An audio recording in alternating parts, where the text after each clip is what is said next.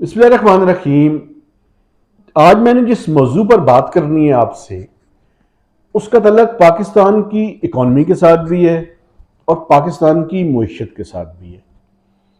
जो इस time ruling collision है, जिसकी मेजर दो पार्टीज हैं, पाकिस्तान मुस्लिम लीग नवाज और पाकिस्तान पीपल्स पार्टी, उनके बड़ों की बैठक कल भी हुई है और बुनियादी तौर पे दो इश्यूज हैं जिस पे बातचीत जारी है। एक तो ये है कि 8 तारीख को मैं आपको कह सकता हूं, मैं दावा तो नहीं करता कि मैंने कम से कम एक हफ्ता पहले आपको ये बता दिया था कि 8 या 9 तारीख को असम्बलीज की डेजोल्यूशन या डिसॉल्व करने का टाइम फ्रेम है।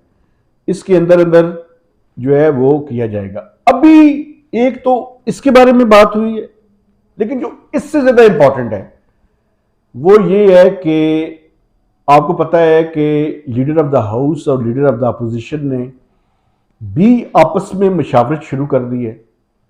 और तीसरा जो सबसे इंपॉर्टेंट है वो ये है कि सदर ममलिकत आरिफ अलवी साहब के 5 साल का टेन्योर का टाइम कंप्लीट हो रहा है। तो इसके बारे में क्या होगा, जो अगला इलेक्शन है वो होगा तो किस सूरत में होगा, सदर कौन होगा, इनका टाइम सितंबर में खत्म हो रहा है, इलेक्शन का टाइम अक्टूबर या नवंबर का होगा। तो ये 3 मुख्तलिफ चीजें हैं जो मैंने आपके सामने बयान करनी है, लेकिन जो सबसे इंपॉर्टेंट है वो ये है कि वो कौन कौन से नाम हैं जो अंडर कंसिडरेशन है फॉर द हाईएस्ट पोस्ट और मिनिस्टर फॉर फाइनेंस। ये 3-4 चीजें मैं आपके सामने बयान करूंगा। एक तो लार्जली 8 तारीख पे बात चल रही है और ये फाइनल डेट है कि असेंबलीज को डिसॉल्व कर दिया जाए। एक आध दिन आगे पीछे हो सकता है, लेकिन 7 तारीख तक प्राइम मिनिस्टर की एंगेजमेंट से उसके बाद नहीं है। लेकिन एक बात मैं आपको बताऊं, प्राइम मिनिस्टर उस टाइम तक प्राइम मिनिस्टर रहेंगे जब तक केयर टेकर सेटअप के जो प्राइम मिनिस्टर है वो हल्फ नहीं ले लेता। तो एक आध दिन वो उसमें हो सकता है। अब पॉलिटिशियंस की कोशिश क्या है? पॉलिटिशियंस की कोशिश ये है कि वो निगरान वज़ीर आज़म किसी सियासतदान को बनाएं, किसी ऐसे शख्स को ना बनाएं जो कि इलेक्शंस को डिले करने के लिए किसी के आंख के इशारे का इंतजार कर रहा हो, कोई पॉलिटिकल फिगर हो। अब देखना यह है कि वो क्या किसी नाम पे मुत्तफिक होते हैं या कहीं और से नाम आता है तो उस पे सिर्फ अंगूठा लगाते हैं। जो 3 नाम फाइनेंस मिनिस्टर के लिए भी और प्राइम मिनिस्टर के लिए भी अंडर कंसिडरेशन है, वो मैं आपके सामने रखना चाहता हूं और थोड़ा सा उनका बैकग्राउंड बताना चाहता हूं। उनमें डॉक्टर अब्दुल हफीज शेख साहब है, उनमें डॉक्टर रजा बाकिर हैं और उनमें डॉक्टर इशरत हुसैन है।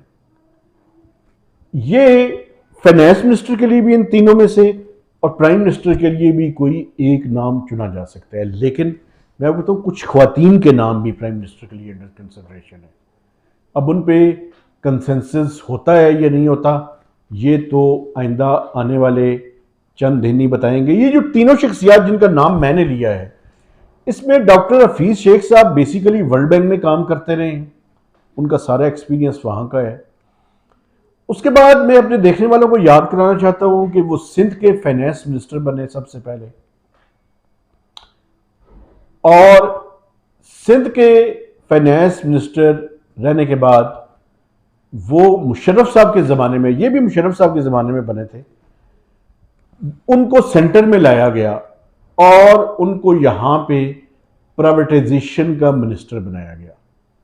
उस ज़माने में मुझे याद है कि डॉक्टर हफीज शेख की शौकत अजीज साहब के साथ बिल्कुल नहीं बनती थी। फिर अल्लाह का करना यह हुआ कि शौकत अजीज साहब 2007-8 में जब वो प्राइम मिनिस्टर थे, उनका टेन्योर कंप्लीट हुआ तो वो पाकिस्तान से चले गए। तो मुझे याद है एक बड़ा दिलचस्प वाकया मैं आपको सुनाता हूँ। एक प्रेस कॉन्फ्रेंस थी, तो मिनिस्ट्री ऑफ फाइनेंस के जो लोग हैं वो बड़ा एक इंटरेस्टिंग काम करते हैं। आपको पता है ये ब्यूरोक्रेट्स बड़े बारीक काम करते हैं। उन्होंने शौकत अजीज की कुर्सी सबसे ऊंची लगाई और सबसे नीची कुर्सी डॉक्टर हफीज शेख साहब की लगाई। तो ये सबसे नीचे बैठे हुए थे, शौकत अजीज साहब की कुर्सी सबसे ऊपर थी और वो दरमियान में भी थे। तो डॉक्टर हफीज शेख साहब ने बड़ा बुरा बनाया था इनका। वैसे बड़े धीमे मिजाज के, बड़े रिस्पेक्ट देने वाले और बड़े काबिल किस्म के एक फाइनेंशियल और इकोनॉमिक विजिट है, लेकिन है बड़े लेजी, स्लगिश। आराम से सुकून से 10-11 बजे दफ्तर आना, घंटा 2 घंटे काम करना, फिर लंच के लिए चले जाना, फिर आराम से लेथार्जिक। ये बेसिकली उनका ट्रेडमार्क या एटीट्यूड है। दूसरे नंबर पे मैं बात करना चाहता हूं डॉक्टर रजा बाकिर की। डॉक्टर रजा बाकिर बेसिकली आईएमएफ पाकिस्तानी हैं, पंजाब से हैं। एजुकेशन उनकी यहाँ पे हुई, फिर बाहर से भी उन्होंने पढ़ा। उसके बाद आईएमएफ में उनकी जॉब हुई। आईएमएफ इजिप्ट के रेजिडेंट चीफ रहे वो। उसके बाद वो आए पाकिस्तान में as a governor State Bank of Pakistan. यहां पे उन्होंने अपने टेन्योर गुजारा पीटीआई के ज़माने में, और उसके बाद जब पीटीआई की हुकूमत ख़त्म हुई तो उसके बाद उनका टेन्योर कंप्लीट हुआ, उनको मज़ीद एक्सटेंशन नहीं दी गई। फिर एक जो डिप्टी गवर्नर थे उनको एक्टिंग चार्ज दिया गया। उनके बाद मुर्तज़ा जैदी साहब। उनके बाद जब इनकी हुकूमत आई पीडीएम की, उस टाइम भी वैसे पीडीएम की हुकूमत थी जब वो एक्टिंग चार्ज पे थे। उसके बाद जब फाइनेंस मिनिस्टर आए इसहाक डार साहब, तो ये जमील अहमद साहब को गवर्नर स्टेट बैंक के अहदे पे फाइज कर दिया।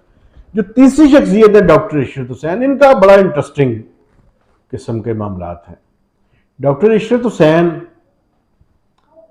पाकिस्तान वर्ल्ड बैंक में काम करते रहे। उसके बाद पाकिस्तान में आए मुशर्रफ के ज़माने में, तो गवर्नर स्टेट बैंक बने। उसके बाद इनके ज़िम्मे रिफॉर्म एक कमीशन बनाया गया, ब्यूरोक्रेसी की रिफॉर्म्स। और मैं अक्सर कहता था जो ब्यूरोक्रेसी की रिफॉर्म डॉक्टर इशरत हुसैन ने करनी है वो कभी भी पाकिस्तान में नहीं हो सकती, क्योंकि ना उन्होंने करनी है ना होनी है।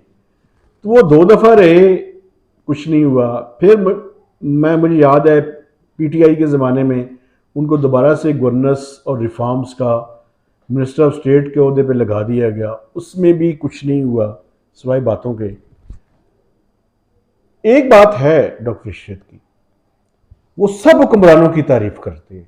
अगर उनकी किताब पढ़ लें आप, आपको सब हुक्मरानों की तारीफ नजर आएगी उसके अंदर।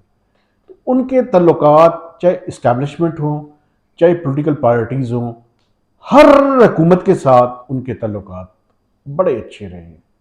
और ये उनसे फन सीखने की ज़रूरत है कि हुकूमतों को कैसे खुश किया जाना चाहिए। ये अगर किसी ने सीखना हो तो वो डॉक्टर इशरत हुसैन साहब को फॉलो कर सकता है। उनको पता है कि राइट काइंड ऑफ क्वार्टर्स क्या हैं, और पाकिस्तान जैसे मुल्क में कॉम्पिटेंस के साथ साथ वो राइट काइंड ऑफ कनेक्शंस किस तरह से इस्तेमाल करने हैं कि जिनसे को इस्तेमाल करके आप तरक्की की मनाजिल को तय कर सकते हैं। तो ये आखिरी ख्वाहिश उनकी अभी भी है, क्योंकि पाकिस्तान में बाकी तो कोई ऐसा काम नहीं है जो उन्होंने ना किया हो।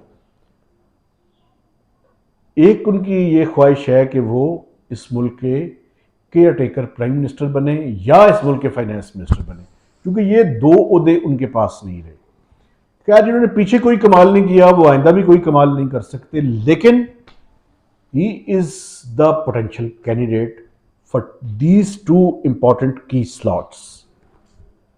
तो ये शख्सियात थी जिनका मैं थोड़ा सा जायजा आपके सामने रखना चाहता था, और इनका माजी भी थोड़ा सा बताना चाहता था, ताकि आप इनके माजी के बारे में आगाह हों और अगर इनको केयर टेकर सेटअप में लाया जाए तो आपके पास बुनियादी मालूमात मौजूद हो। महताब हैदर को नए व्लॉग तक इजाज़त दीजिए। खुदा हाफिज़।